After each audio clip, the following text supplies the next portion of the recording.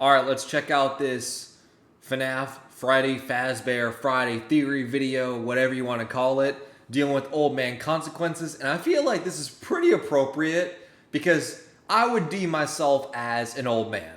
I would deem myself as an unk. At least people define me as an unk because I don't feel like I'm old at all, but I feel like when it comes to Twitch streamers, YouTube content creators, and just online personalities, I feel like I am in the demographic of being old because I'm not one of the 16, 17-year-old millionaires out there, right? Like, I'm turning 26, which is just insane to me, right? Like, it has never occurred to me, or it still hasn't occurred to me, like, damn, I am really getting up there in age. Like, the fact that I'm closer to 30 than 20 just doesn't feel real at all.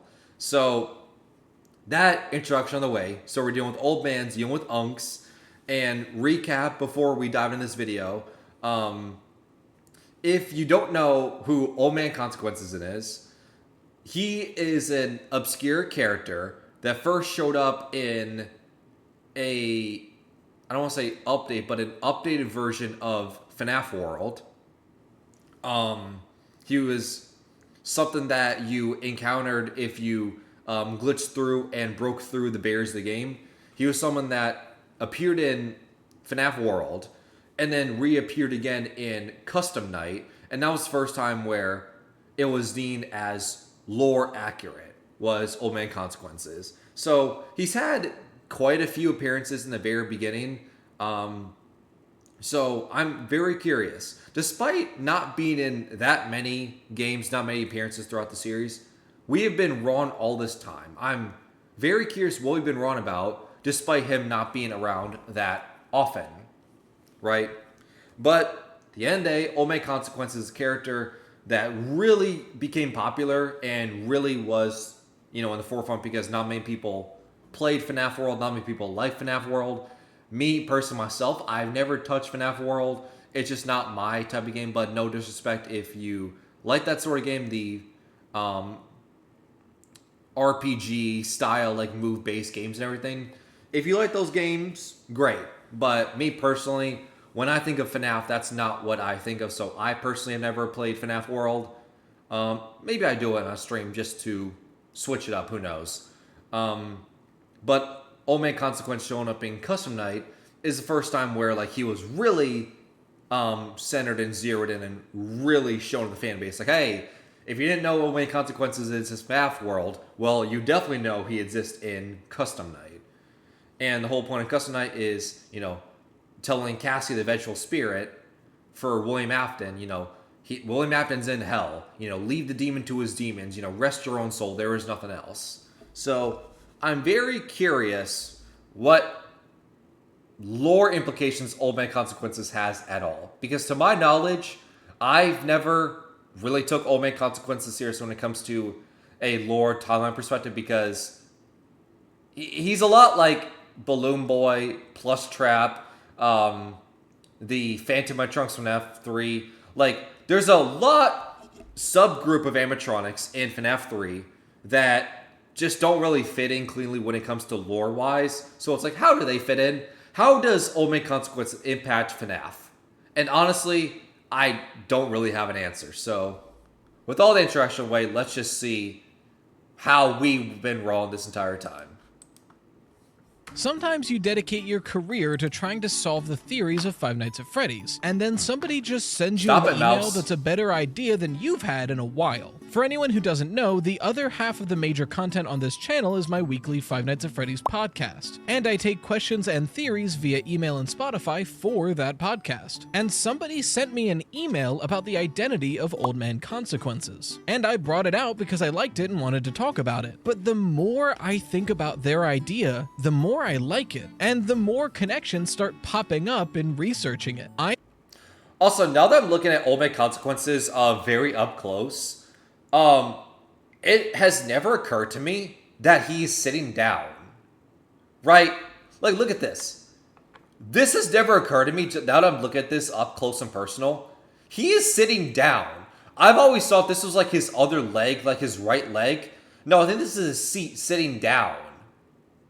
Why has that never clicked with me? That this is not his other leg. This is him sitting down. That just shows you how little I pay attention to Old Man Consequences when it comes to lore implications. Anyway, I just gonna call that out. I think I've been wrong about the identity of Old Man Consequences in FNAF World and Ultimate Custom Night. So today we're going to rectify that. Slices, put on your aprons, and let's bake ourselves a theory. So first of all, who the hell is Old Man Consequences? Well, he's this weird-looking sprite in the Redwoods at the bottom of FNAF World and in an Ultimate Custom Night Easter egg. Let's break that down a bit. AKA the introduction from this stream.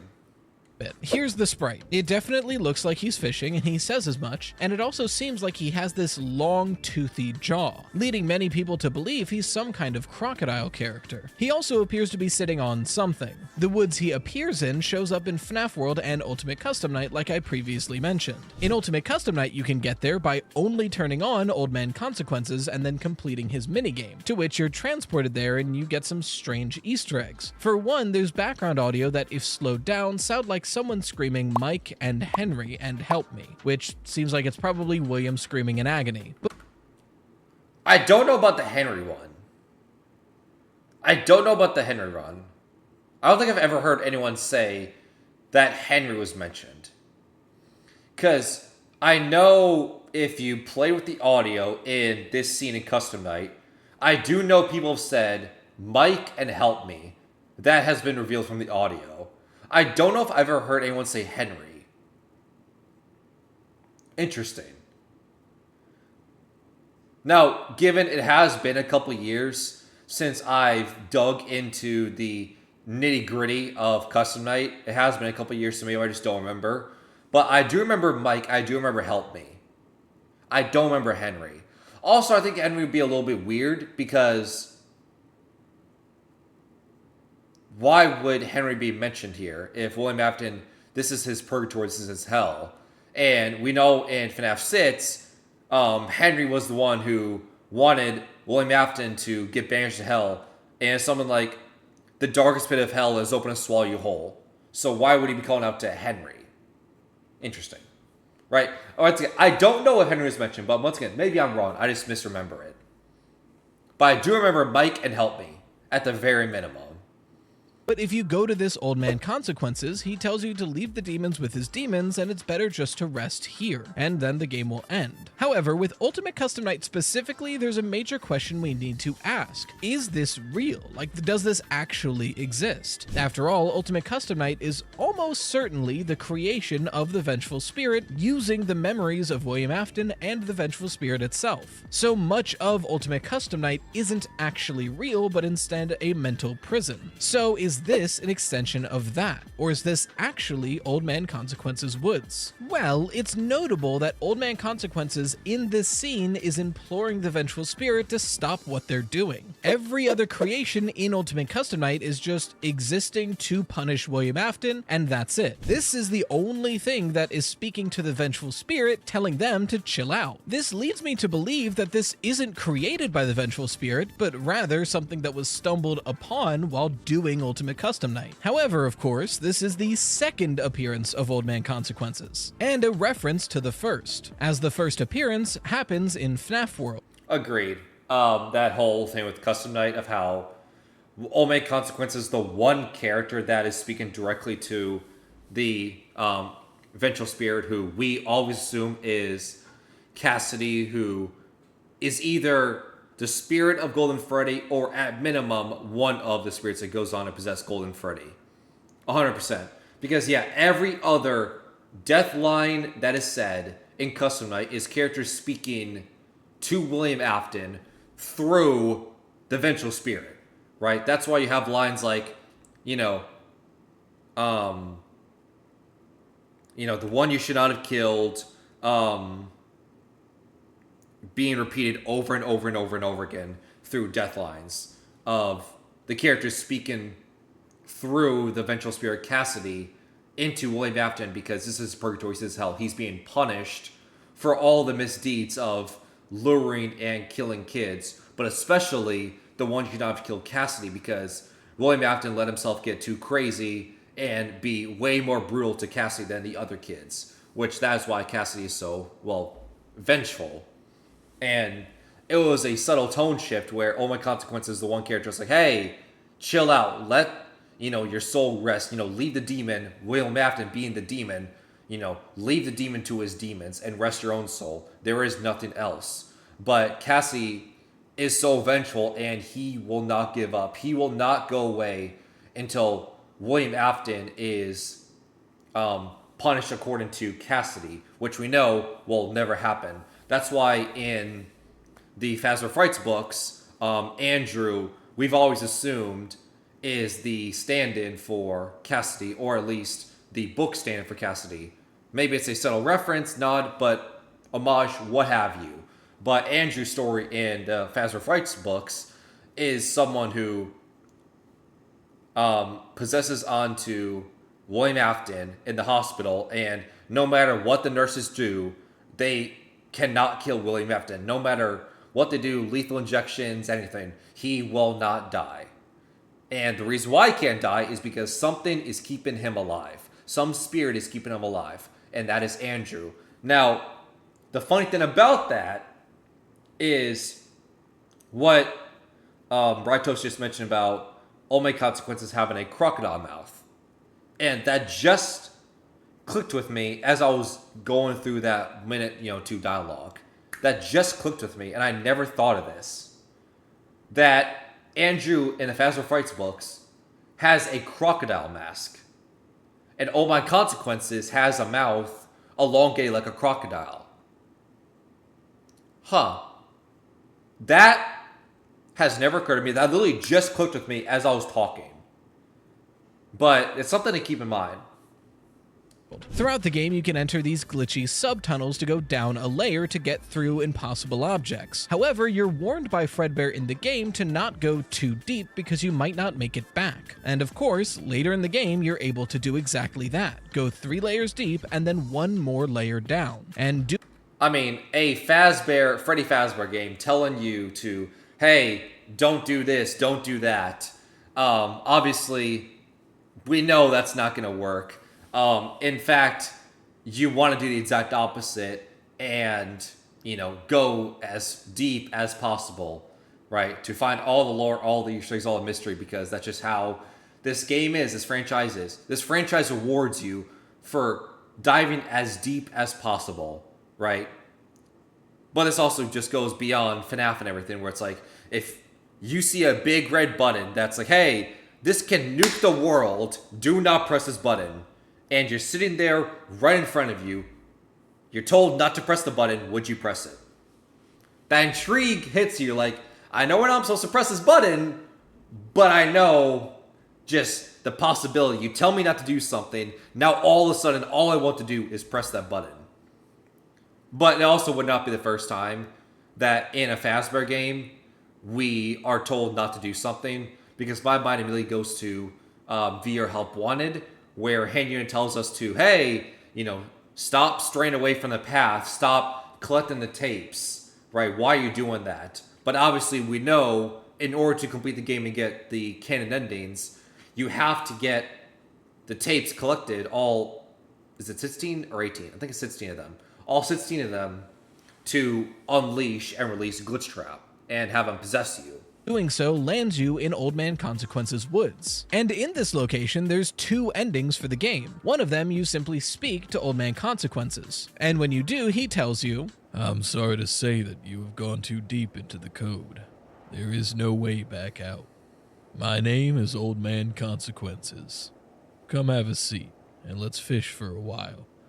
You have nowhere else to go. However, there's another ending. One that actually makes Old Man Consequences out to be a liar. He tells you that there's nowhere else to go, but you can actually force Fredbear into the lake itself, and then you seemingly fall for a very long time, until eventually seeing this scene. And in doing this, you get the drowning ending. Notably, you can do the same thing in Ultimate Custom Night, but doing so crashes the game, and unlocks the ending in FNAF World if you have both games on your computer and haven't gotten that achievement yet on the other game. Part of me wonders if this is further evidence that the Vengeful Spirit is the spirit inside Golden Freddy, because if Golden Freddy drowns and then the game just crashes, I don't know, this is worth mentioning. So Yeah, that is really weird. That is something that people brought up ever since Custom Night was released. And people brought that up as that's a very important detail that has to lead to something. And when did Custom Night come out? In like 2018 or something? I think it came out in 2018. 2018 or 2019. Let's see. I always get those years mixed up. It's either 2018 or 2019. FNAF Custom Night released. Let's see.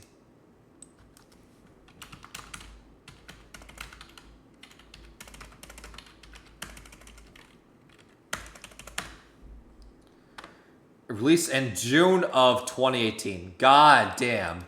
Custom Night is 7 years old. That is crazy. That is wild to think about. Talk about old stuff. Custom Night being 7 years old. It's almost a decade old. But yeah, I remember at a time when the game came out and everything, that is something that people thought that was very, very interesting. Is if you get the Old Man Consequences ending Custom Night, where you set Old Man Consequence to 1, you click on Old Man Consequences, then you hack through the game, and then you drown yourself a Fredbear Freddy, 8-bit Freddy. You drown him through the pod and everything, and then it crashes the game. You go back into FNAF World, right? A game that was released years prior to Ultimate Custom Night. You go into FNAF World the first time. You now get a little achievement. It's a little Fredbear icon in the bottom corner of the main menu of FNAF World, which is wild, which means for some reason, some detail in the source code or something, that FNAF World and Ultimate Custom Night have the same code. At least somewhere in that coding of the game, it's the same as FNAF World and Custom Night, which is very, very weird. And to this day, no one has come to an answer. So maybe that's what this theory dives into. Because, yeah, that's something that people call attention to. Like, hey, that's a little bit weird. Why is a part of the code of Custom Night the same as FNAF World? That doesn't make any sense. And, yeah, we never got an answer. So, hopefully, yeah, this is what this theory addresses. These are the only appearances of the actual character of Old Man Consequences. However, there's heavy speculation that that character is still relevant in modern FNAF as the Old Man in Princess Quest. Now, like I said, this is just a theory, but let's break down this speculation. First of all, they use a very similar shade of color, and it's not exactly a common one. Salmon characters, or whatever this pinkish reddish shade is, are very striking and seemingly specific. They also Colors, yeah. I mean, as much as like FNAF may retcon things, design things, colors I would say are one thing that has been pretty consistent throughout this game. Where, you know, details may change, dates may change. 1985 may now be an important year in FNAF, even though that's never been mentioned until Into the Pit. Right, all these things may be added and changed. But one thing that is pretty consistent is colors, right? Like, Old Man Consequences, yeah, is always represented in a red salmon color. William Afton is always represented by the color purple. Charlotte is represented by the color green.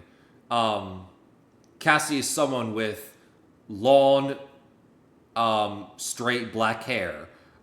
Susie is someone with blonde pigtails and blue eyes. Elizabeth Afton has green eyes, right? Like, yeah, some of the details may change and everything, but overall, when it comes to characters, they are pretty consistent when it comes to colors, at the very minimum. So, colors, definitely consistent, and good to call attention to it. also share a similar role. As we'll see, the Old Man in Princess Quest, once you've completed your quest, tells you that it's time to sleep, and every time we see Old Man Consequences, he tells us, well, it's time to rest. So, I mean, you know. But what specifically does the Old Man in Princess Quest do? Well, But yes and no, right? And that's a little reason why, like, you know, is the Kane in Princess Quest Old Man Consequences, like, yes, the colors do match. But I would say my counterpoint to it, at least the question I would pose, is is he really the same character? Because the motivations are different. Because in FNAF World and Ultimate Custom Night, we just saw the dialogue is, rest your own soul, there is nothing else, chill out, right? So that's Old Man Consequences. But the king, gives this yellow princess person, I want to say it's Cassie, but we don't know, it's never been confirmed who the character is, but gives this yellow character a sword to wreak havoc on all these glitching bunnies, right? To inevitably kill William Afton. So, Old Man Consequences says, hey, chill out, rest your own soul. This king hands you a sword to wreak mayhem. So it's like, rest your own soul, but also here's a sword to wreak mayhem.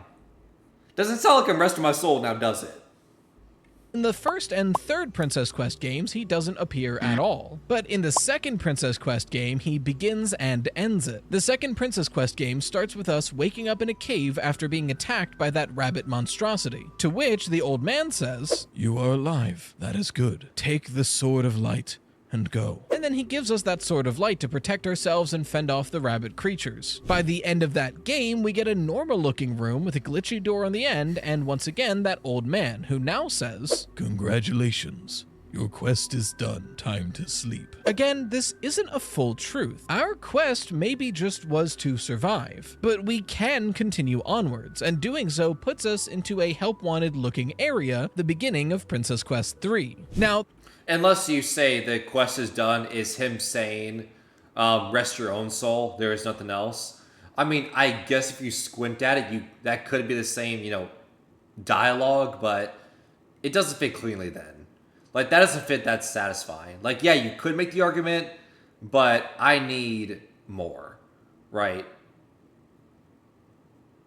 that's the only appearance of the old man in Security Breach and Ruin inside those cavern levels of Princess Quest 2. But in Help Wanted 2, we get to play Princess Quest 4, and we meet the old man again, but this time his English is much worse. He greets us at the beginning of the game and says, You are one, and you remain. What is left that is hidden? Now go to next room. And instead, this time we're left a dark purple sword, not the Sword of Light. Then at the end of the game, once we're inside the game itself and at its deepest depth, we once again meet him, to which we give him the Vanny mask and he says, It is a fair trade. Giving us the Glitch Trap plushie. All of this is incredibly notable and incredibly strange, but it leaves the question, is the old man consequences? Well, yes and no. I think there's enough evidence for me to confidently believe the theory that the Princess Quest 2 old man is Old Man Consequences. After all, like I've said, visually and thematically they're very similar, urging the player to rest when the job is done. And not to mention location. Princess Quest 2 is the only game in Security Breach where we see the old man, and specifically he appears in a cave area, caves that look a lot like the ones we see in Ruin. Old Man Consequences only appears in FNAF World and Ultimate Custom Night, both things that I believe take place after the fire from the Freddy Fazbear Pizzeria Simulator in FNAF 6. This location would be the building we find in these caves. So if Old Man is in the caves,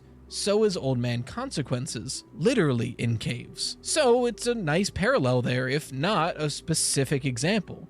The old man in Princess Quest is in caves with blue mushrooms, and the location where I believe Old Man Consequences is, in the or at least where FNAF World and Ultimate Custom Night are, is also in a cave with blue mushrooms. Not to mention... Can we just say how weird that is? And how annoying that is?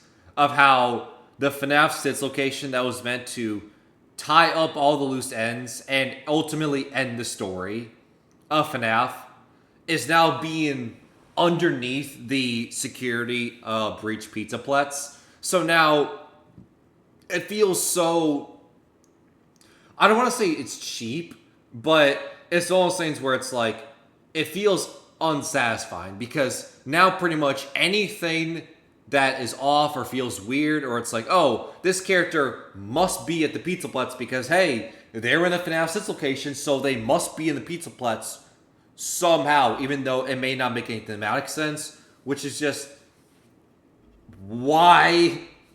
Right?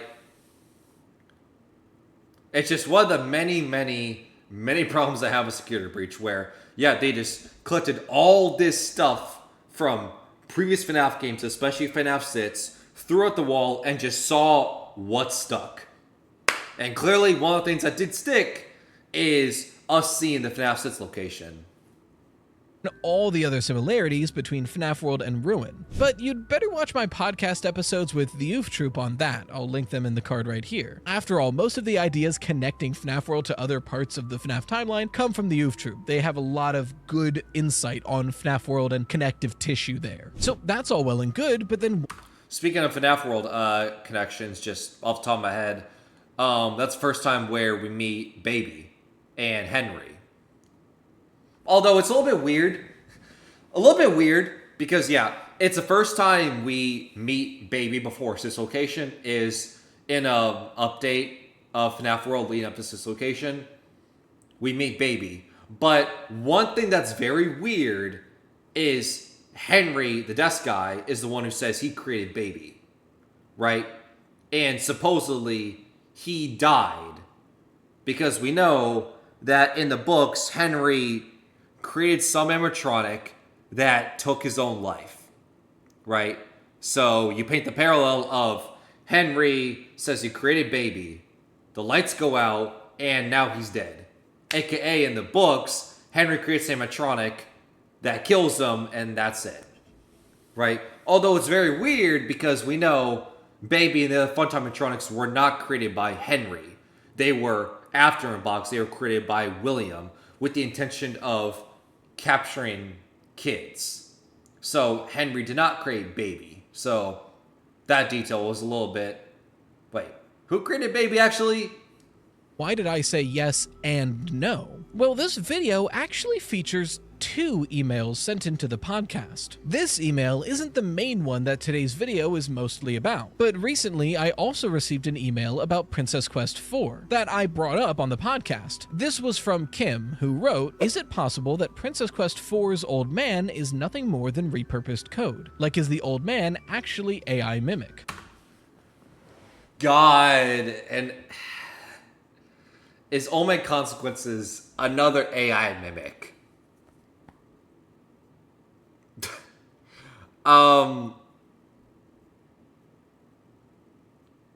That's interesting.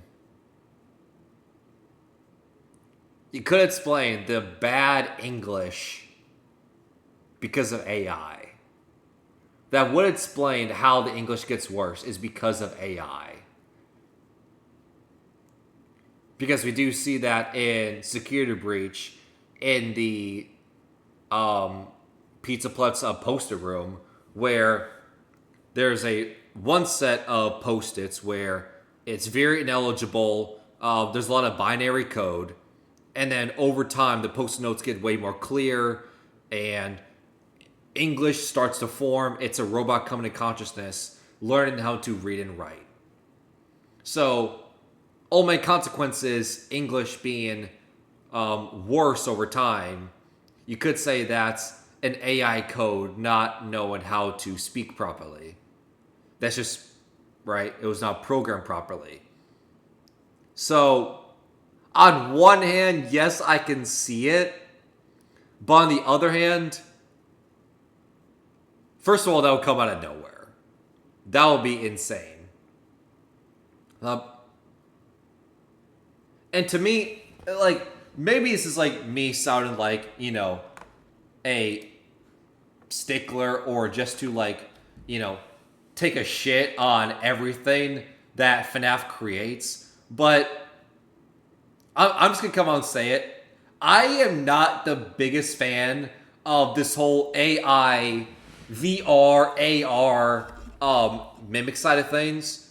Because it's a lot like Dream Theory, or it's a lot like the multiverse, where similar to what I said with, you know, my issue with Security Breach, where they brought everything back in FNAF 6 and everything, just seeing, you know, what's stuck in the wall and everything. It feels too over-encompassing. It feels too safe, where no matter what happens, you are protected, right? Dream Theory, hey, if there's inconsistencies, you know, you can learn to get past that because, hey, nothing's real, nothing actually happens, so it's fine. Like, it's all a dream theory. Multiverse, if a character dies, then there's no consequences. Death has no consequences because, hey, if someone dies, they can just get brought back to life in the multiverse. Just plop back in the universe, plop back in the right timeline, and the world continues as normal. Death has no meaning. So there's no consequences, right? If everything is infinite. That's the same problem I have with this whole AI mimic stuff. Because at this point, every character is tied to the AI mimic software program, right? You have, just list off the top of my head, you have the actual mimic that we see in Ruin, that we also see in the Truth of the Mimic, Secret of the Mimic game. We believed Glitchtrap is connected to the AI mimic virus software. We believe Helpy is connected to the AI mimic software. We believe Burn Trap may be also tied to the mimic code. Maybe even the Charlie Charlotte puppet is tied to the AI mimic software as a poltergeist. That's why you see Nightberry own plushies all over the pizza plets. Gregory may be Dr. Rabbit, so he may also be tied to the mimic software, and that's why in FNAF Ruin you have that's why the mimic character would have Gregory's voice, and why the mimic and Helpy in Ruin would be working in cahoots with Gregory because they are also tied to the mimic program. Like, there's so many things tied to this AI mimic program. And to me, it's frustrating because at this point, any character you meet, right, that has anything digital is somehow tied to AI mimic software. And it makes the world seem a lot smaller. Right? Can we agree on that? Like, the AI mimic thing is cool and everything, but it's now gotten to a point where every single character is tied to this AI mimic software. And it's like, why? Not every single thing has to be tied to this AI mimic software because, I don't know, it makes the world seem a lot smaller. It makes it not seem as unique and everything. Because that's also why, when it comes to the Secret of the Mimic game, I want to know the truth of the Mimic. I want to know the ins and outs of what makes the AI software and what doesn't. Because I feel like we still haven't come to full terms of what the AI mimic software is. We have ideas, like, for instance, maybe the AI mimic software that Edwin created, the first iteration of it is the actual mimic you see in Ruin. And then we also see in the Secret of the Mimic game. And Helpy, Glitchtrap, Burn Trap is all like update, software updates of the Mimic program that Edwin created. And then Fazbear Entertainment took over and made it something for themselves to be selfish. And that's how we got them scanning circuit boards to create things like Glitchtrap, right? But it makes the world feel small if everything is tied to this one AI, right? So, a little bit disappointed to hear, like, every single character is tied to this software. Like, why? Not everything has to be tied to it. But I will hear the theory. It's just one of those things where it's like, I don't want to make it seem like I'm hating this new stuff in FNAF. I'm not. I'm intrigued on it, but it's also the same time, though. It's like, you cannot deny that it's annoying that every single thing is tied to this AI mimic software. It's like, hey, this new character, tied to technology, they're connected to the mimic. Don't explain how. Don't worry about it, but they're connected to the mimic somehow. Why?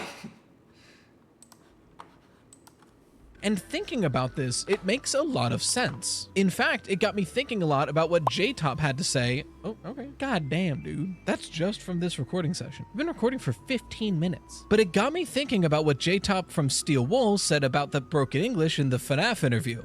The old man, I'll just call him the old man. Yeah. At the beginning, his dialogue has some grammatical errors. Yes.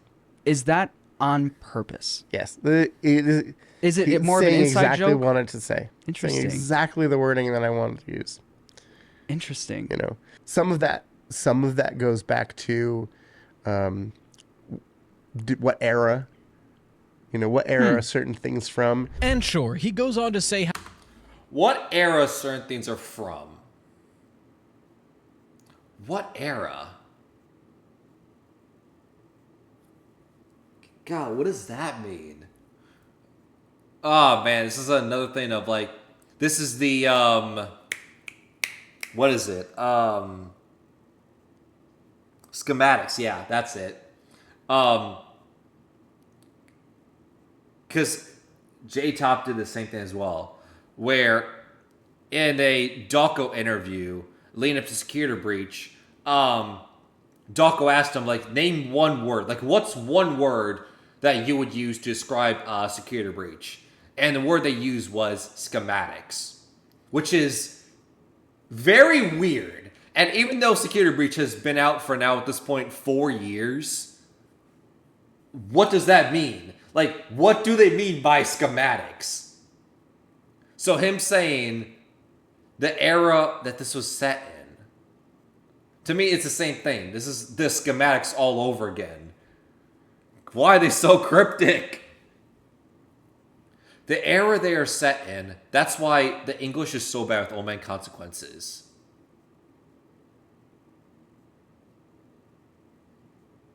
I mean, unless we mean it's very literal, where it's like, hey, we are in the broken English times in the like ye olden 1400s, and that's where Old Man Consequences comes from. And that's why his English is so broken, because we're going back way in time to the 1300s, where there actually were kingdoms and crowns and everything, and ye olde English, right?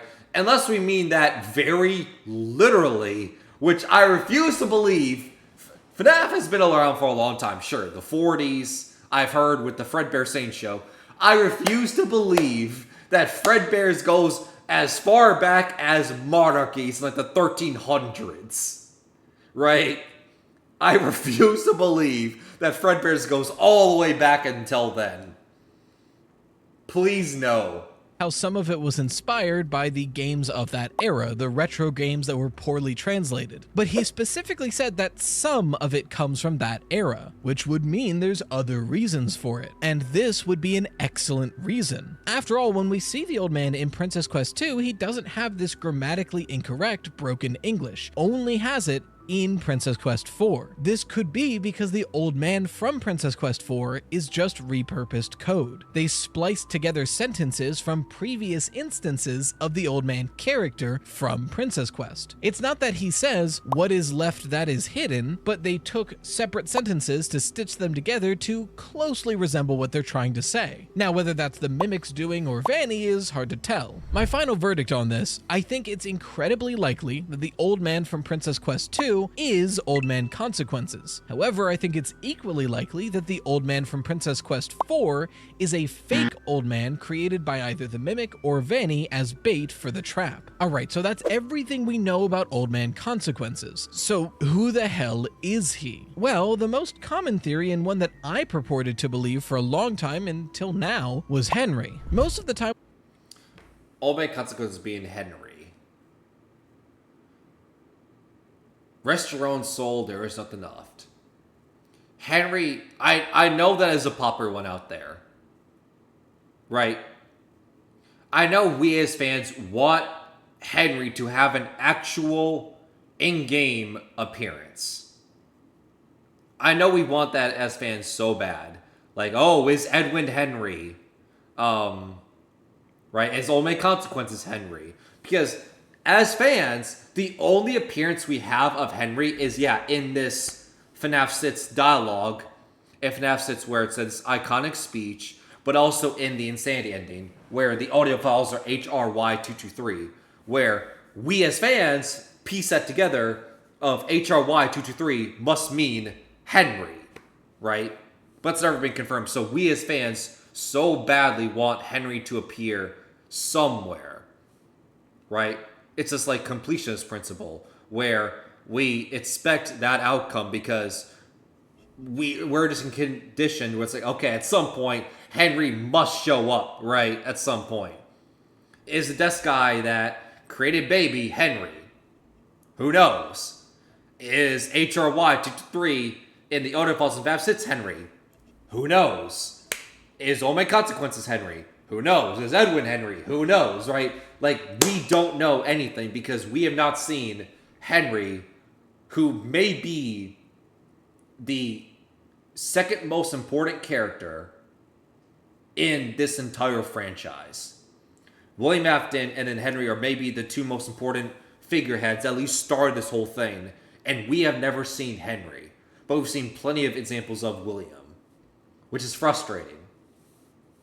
So, I know Old Man Consequences is a popular one out there. It's like, oh, that must be Henry.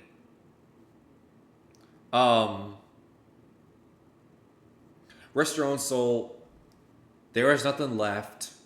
Leave the demon to his demons. Obviously, the demon being William Afton.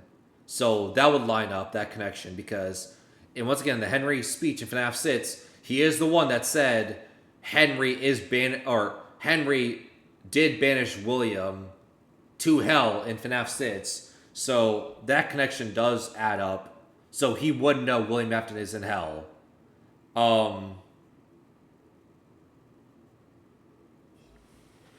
So I can see it.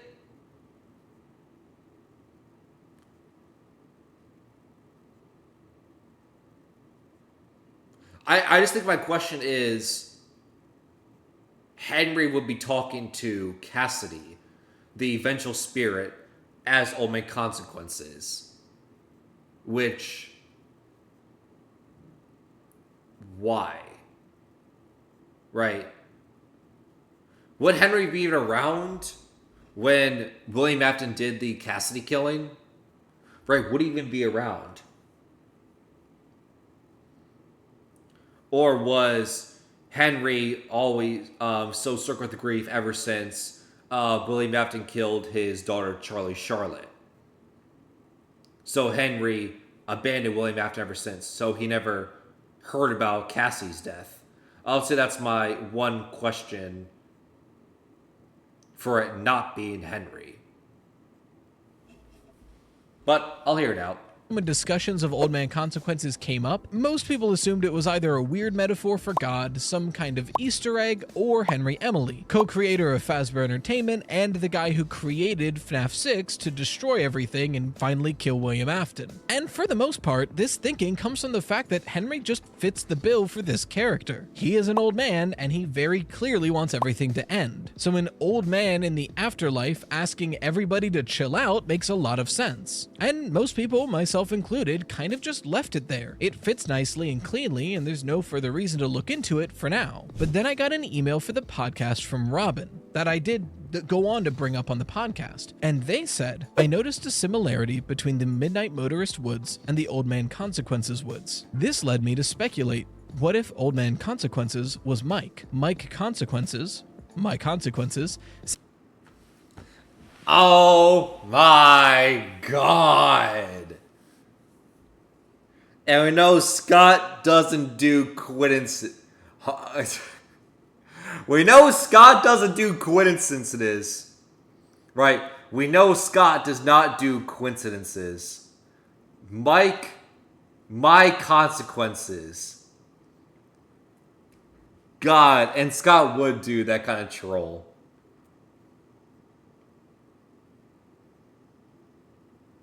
God. Mike, my consequences. That I can definitely see Scott doing that troll. That's gonna fill my head. Now every single time I see Old Man Consequences, my mind's immediately gonna go to, it has to be Mike. Because Mike consequences, my consequences just rolls off the tongue cleanly. God damn.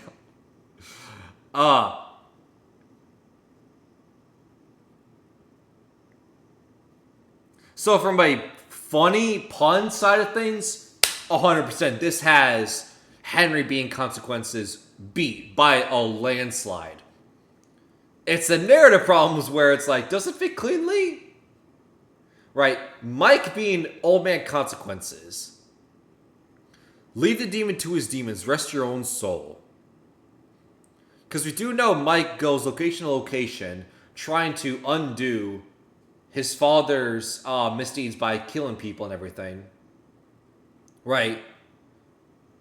So, leave the demon to his demons. So, Mike would be connected. Huh. But why would Mike be fishing, though?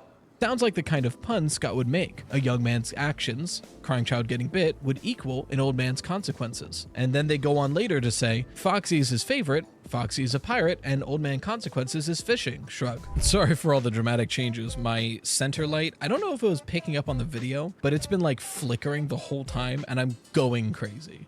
So I turned it off, but when I turned it off, now I only have the side lights. And the microphone was here and casted this shadow, so I had to put it down. And now I don't know if the microphone is going to sound good here. I just want to finish this recording. Can you believe this shit, Percy Poodle from Playtime with Percy? But when I brought up that email on the podcast, I kind of just mentioned how much I liked the theory and moved on. But the more I think about it, the more evidence starts popping up in my head, and the more I like it. In fact, with the evidence that I've uncovered looking into this, I think I just believe it more than Henry. So, is Old Man Consequences Michael Afton?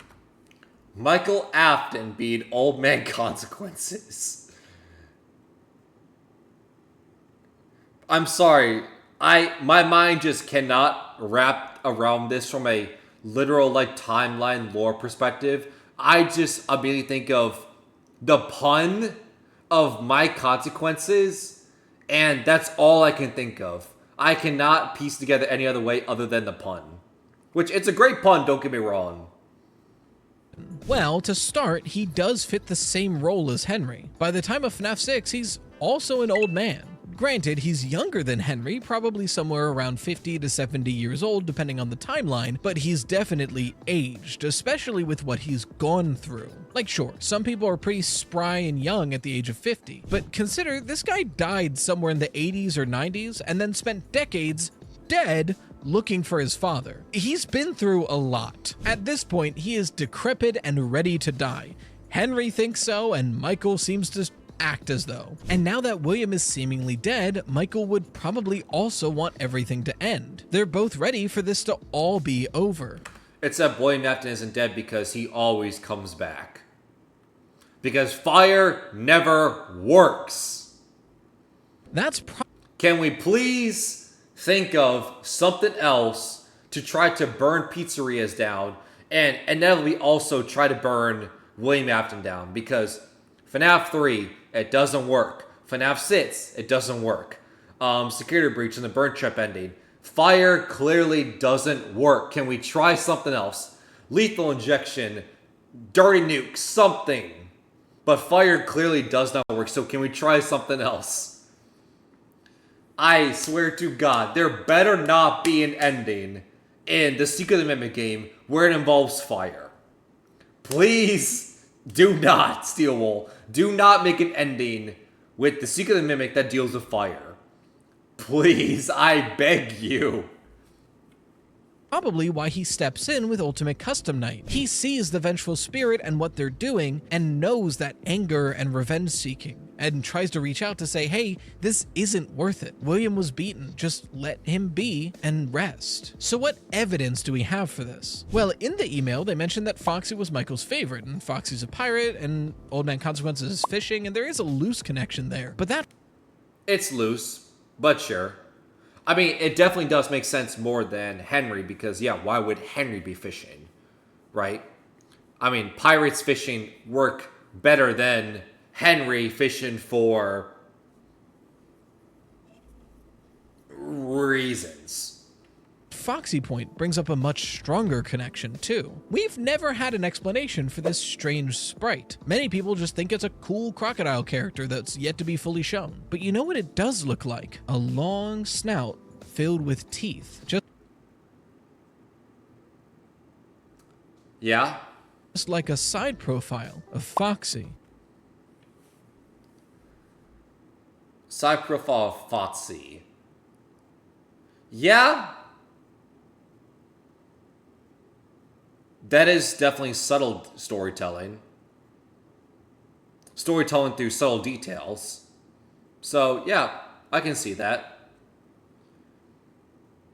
After all, look at the sprite for Foxy Go Go Go. They're not one-to-one, but these games are years apart, and they're pretty close, all things considered. Who in this franchise do we know not only liked Foxy a lot, but wore a Foxy mask? Michael Afton. This sprite could be Michael wearing a Foxy mask, perhaps to cover up what happened to him after the scooping incident. Even more than that, in the email they mentioned the Midnight Motorist woods looking very similar to the Old Man Consequences woods, but it goes deeper than just visual similarity. For the sake of this theory, We also know, well, I would say the one thing to remember is since it is raining, be careful of the spring locks because of the rain and moisture. So you want to be careful around the rain when it comes to spring locks. let's assume that Midnight Motorist is about the Afton household, and that the house that we see in this game is the FNAF 4 house. If that's the case, then we don't even need to rely on the fact that these pixel art forests look similar. In the Help Wanted Curse of Dreadbear DLC, we get to be at Fall Fest of 1983, and looking in our area, we're in a clearing in the woods, and in the distance, we see the FNAF 4 house on the hills, just like the main menu of FNAF 4. Because of this, many people, myself included, believe that the clearing in the woods in Midnight Motorist is where Fall Fest used to take place. This would imply that Fall Fest took place nearby the FNAF 4 house. Fall Fest taken by the FNAF 4 house. Yeah. Because FNAF 4 house is the one only house we know that is in the clearing in the woods. And the first time we ever heard of Fall Fest was, this Curse of Dreadbeard DLC, where we see a banner of Fall Fest, and I want to say it was the year 1983. We saw FNAF 4 house, yeah. I'm bored with that.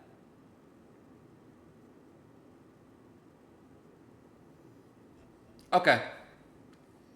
And this is notable because there's one other major feature of the Curse of Dreadbear lobby, a giant lake with a pier perfect for fishing that's well lit for the night. This would further connect the Old Man Consequences woods with the Midnight Motorist woods around the FNAF 4 house, giving us really solid evidence that there was a giant lake in the woods near the FNAF 4 house, Michael's childhood home. It seems like his restful afterlife is fishing at his favorite fishing spot where he used to all the time. Even more so, if Michael was the runaway in Midnight Motorist, Whoa, whoa, whoa, whoa, whoa, whoa, whoa, whoa, whoa. Michael being the runaway. Whoa, whoa, whoa, whoa, whoa. Michael being the runaway. That is new. Hold up. Wait. Michael being the runaway instead of the FNAF 4 Crying Child. That would be quite the twist. Because everyone believes the runaway in this minigame who was lured outside by some animatronic out from the woods was the FNAF 4 Crying Child. Some animatronic appeared, they broke out the window, and they went to Fredbear's. And we believe that's the FNAF 4 Crying Child. That would explain in FNAF 4 why he's constantly locked in his room. That's why he's now scared of the animatronics, where he was once in love with the animatronics and had plushies, had toys, watched the show and everything, but now, anytime he's at the pizzeria, he's now miserable. Because now William Afton is torturing him with sound delusion discs and making him afraid of the animatronics. But now Michael Afton's now the runaway. Huh.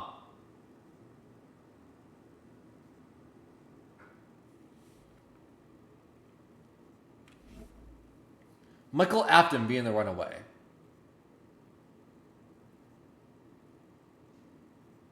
I know at one point, I don't know if this is still believed at this point, but I know at one point, there was a time in the FNAF security logbook where people believed Michael Afton was the FNAF 4 Crying Child because things in the security logbook were things that Michael Afton would draw in the book, and we know it was Michael Afton because it was written in red pen, red ink, which is obviously simply anything in red ink.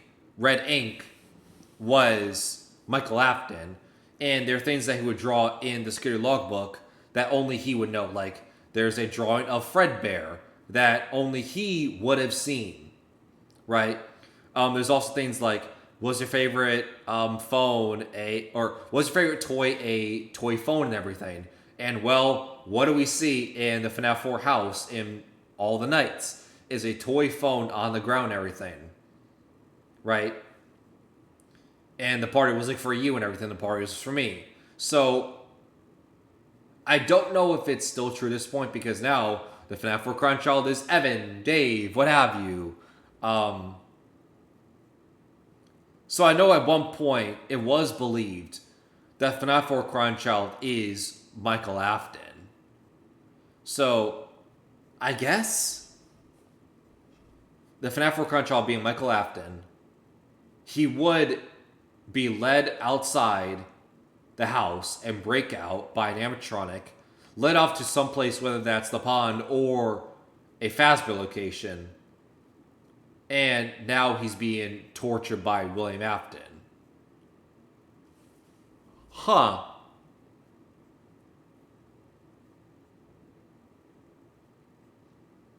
Now, if that's the case, I'll say there's a couple of problems with that. First of all, we're now back to the problem we had when the theory first came out that the FNAF 4 Crown Child was Michael Afton. It's like, okay, well, now the older brother in the Foxy mask, who is he? Because he's now no longer Michael Afton. But also,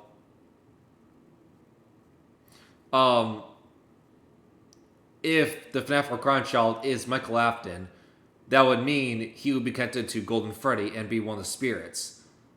So he's one of the spirits of Golden Freddy, but he's also Old Man Consequences, and going location to location, trying to undo William Afton's misdeeds by undoing the killings.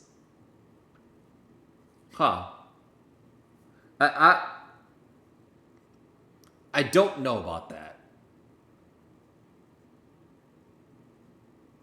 This is a theory I need to chew on. And they need to bring up more and more. But once again, my brain immediately just goes to, more than anything, is just the pun aspect of my consequences. Mike consequences. My consequences. My brain just immediately goes to that, and I have to shut off that side and go down the lore timeline implications, because that's ultimately what matters over anything. This could be that place that he's run off to again. It could be that he used to always sneak out and go fishing by this lake, but ever since the crying child's death, he visits his unmarked grave and just sits by the lake. But why, though? Right? Like, that's the thing. If that is true, that's my question then. If instead of ran off to that place again is not a Freddy Fazbear location, it's the pond and then maybe also the gravesite. If that's true, then why are there two animatronic footprints, clearly animatronic, right here? Right? Why are there animatronic footprints right here? Outside the house, and clearly the window was broken out, not in. Right? It's not like the animatronic walked up here, broke the window, and pulled the Crown Child out or whatever. No, the Crown Child broke out the window and stepped out. That's a very important detail. The window was not broken in, it was broken out. So, why would there be animatronic footprints if he was going to the pond? Right? Why? Why would there be animatronic footprints then? I would say that's my one pushback question I have. And in death, he does the same, resting where the crying child was and fishing in his favorite lake. Not to mention, if FNAF 6 takes place at Fredbear's, which is what turns into Junior's during Midnight Motorist, then the sinkhole created from FNAF 6 could have led runoff from that lake to form the very same underground lake we see next to the building in Ruin. This lake is important, and I think Fall Fest might be the game to tell us that. Just hope we get one. There's one more connection here as well. In FNAF World and Ultimate Custom Night, you can force the Fredbear sprite into the lake to get a drowning ending. So it's notable that in Help Wanted, Dreadbear emerges from that very same lake, a twisted and dark reflection of Fredbear. That's got to mean something, and I've got my ideas on it, but that's too much for today's video. Also, is Dreadbear even canon? Like, let's just be honest here. Is Dreadbear even canon? Or is he just some video game Halloween character just for the memes, just for fun? Right? I don't... Maybe I'm offending people by that comment, but I don't think I've ever seen FNAF theories out there where it's like, how does Dreadbear impact the FNAF lore? Right? To me, he's just a FNAF character from a Halloween DLC. He's not canon, though. He's nothing more than a character addition to add to the roster in a Halloween DLC. He's just like Nightmarion from FNAF 4, that Halloween DLC. A video game character. But what do you think? Did I convince you? Because I've convinced myself at this point. I didn't even think about this possibility until Robin emailed me. Also, Robin's a rapper, just released a new album. Go check it out. Link in the card. But the more I think about it, the more I really like it. Especially with the theory that a lot of people believe that Michael Afton is possessing Glamrock Freddy.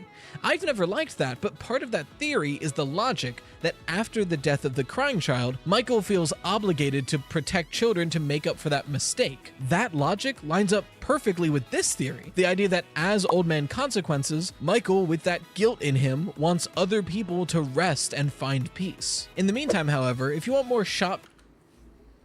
Okay.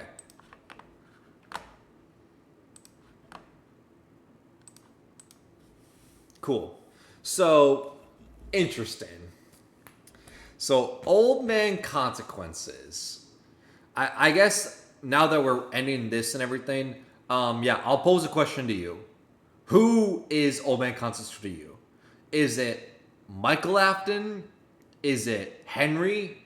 Or is it somebody else? Right? That's the question I pose to you. Because honestly, I don't even know. The Michael Afton being Old Man Consequences, once again, I just can't take... I just knowing Scott just being a mega internet troll and everything, I cannot take Michael Afton being Old Man Consequences seriously. Just because the only way that my mind goes to it is the pun aspect of things, where it's like, oh, my consequences, right? When you stop and think about it, you're like, damn, Scott really pulled a full-on 1,000 IQ Rickroll on all of us that Old Man Consequence identity has always been a name pun.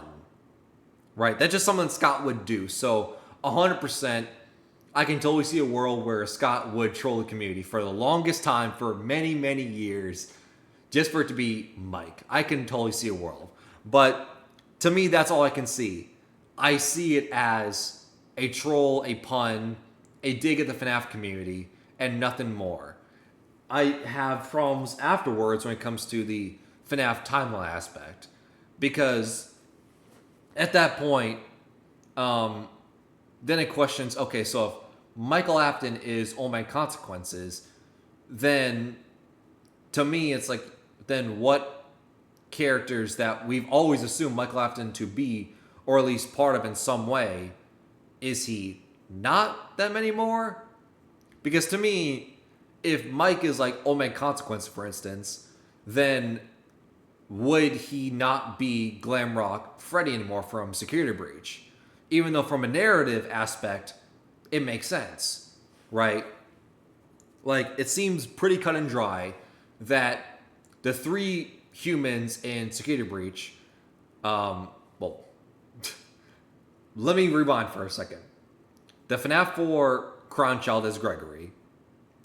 Glamrock Freddy as Michael Afton. And Vanessa, who is some way connected to Elizabeth Afton. These are 3 Afton kids, right? Standing outside on the hill, right? And that's why, for instance, you had, Gregory taking a bite out of the Fredbear popsicle because, taking a bite out of a Fredbear popsicle is a callback to when the FNAF 4 Crown Child was shoved in the mouth of the Golden Freddy Fredbear and his head was bitten off, right? And then Vanessa is connected to Elizabeth Afton because in Elizabeth Afton's death, they were lured in by ice cream by a baby, then scooped. So Vanessa having ice cream in that end scene is a callback to the Afton kids, right? So you have the FNAF 4 Crown Child, Elizabeth Afton, and we always assume Michael to be with Glamrock Freddy. Not only that, but also just the whole narrative aspect of things where, Michael Afton feels bad over things that happened in FNAF 4 where it led to the death of his younger brother. So, to basically make amends, basically get a second chance with his younger brother, over feeling bad of causing his death and everything. That's why Glamrock Freddy was so protective of Gregory throughout the game and everything, because in a way, it's an older brother protecting a younger brother, right?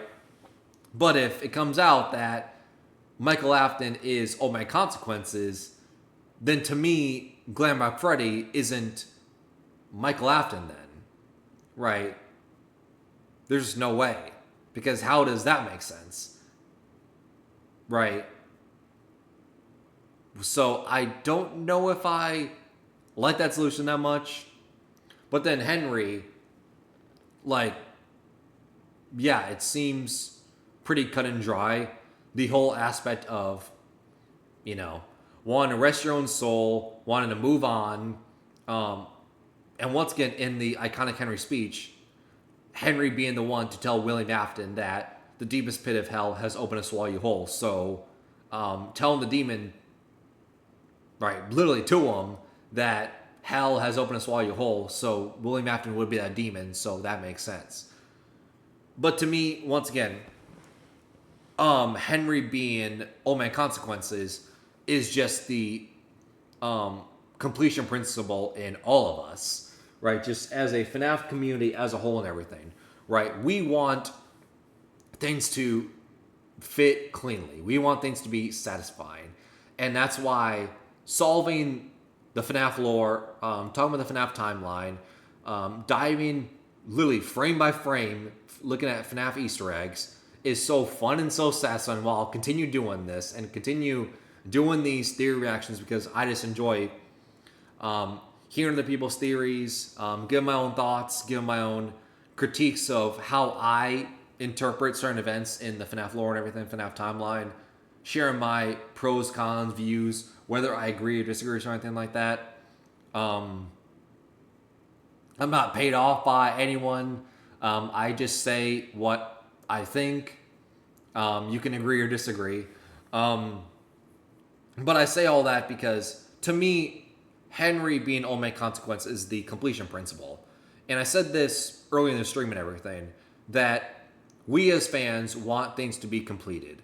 We want to get the satisfaction of things being completed, the puzzle pieces fitting perfectly together, right? And then move on and then do something else. Or move on to the next chapter of the new saga, or answering this new question with FNAF, right? And to me, something that has always irked the fan base is, we've never gotten an appearance from Henry, right? We never have, right? We've had appearances where it's been assumed or interpreted that that must be Henry, but it's never been outright confirmed that it's Henry.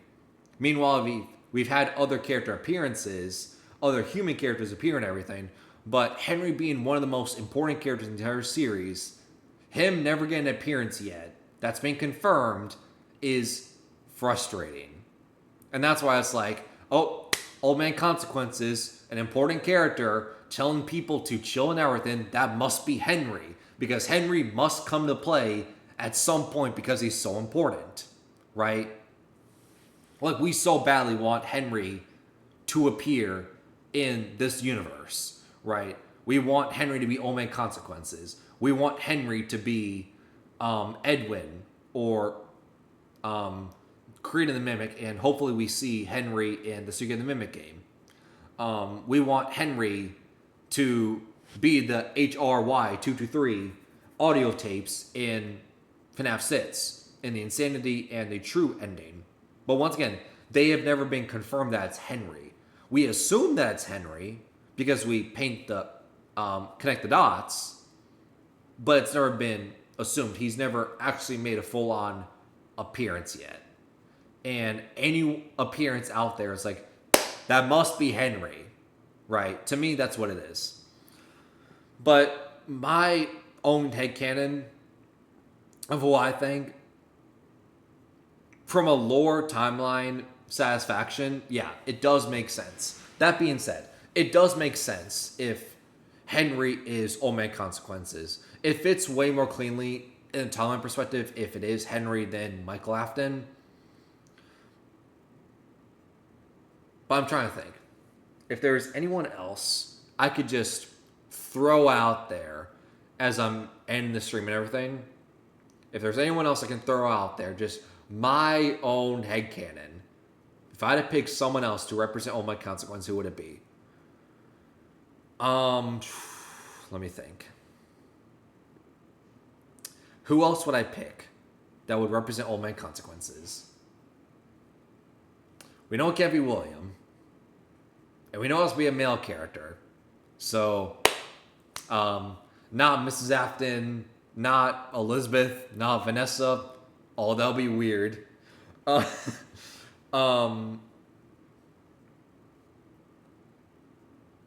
Michael Afton, we've been over. Henry.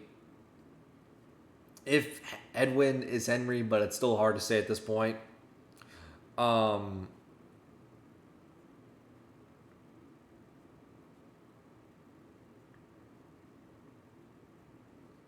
It also could just be someone we've never met before, which, is that more satisfying?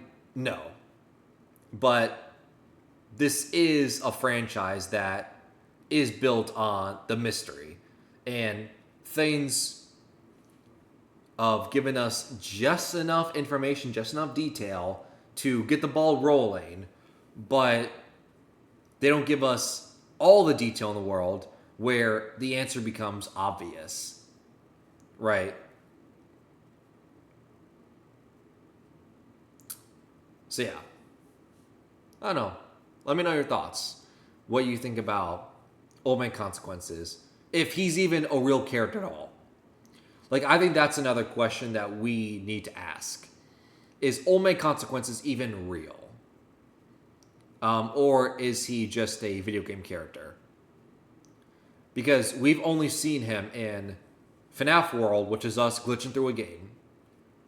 Ultimate Custom Night, which is also glitching through a game. And whether he is the old man in Princess Quest, right? But as far as like actual Old Man Consequences appearances, yeah, the only time we see him is glitching through a game. So, is he even real? I think that's another thing that we need to ask. But I don't know. Let me know your thoughts of what you think about this theory, if Mike Consequences fits well with you or not, or if it is Henry, or if it's someone else. And yeah, if you even think that Old Man Consequences is real at all. Very curious. Me personally, I would say, if I had to give a percentage, I would say 70-75% of my soul says that is Henry. Not 100%, but I would say the majority of my soul just wants to believe that Henry's Old Man Consequences. Like, Henry has to make an appearance at some point. And from a timeline perspective, from a narrative perspective, Henry fits the bill the most. Right? He just does. But then there's also a like 20-25% chance that, to me, it could also just be a video game character. Because that would not be the first time. That would not be the first character where, yeah, they are just a video game character. Because stuff like Nightmarion, the Nightmare Puppet, is also a video game character. So that could also be a thing.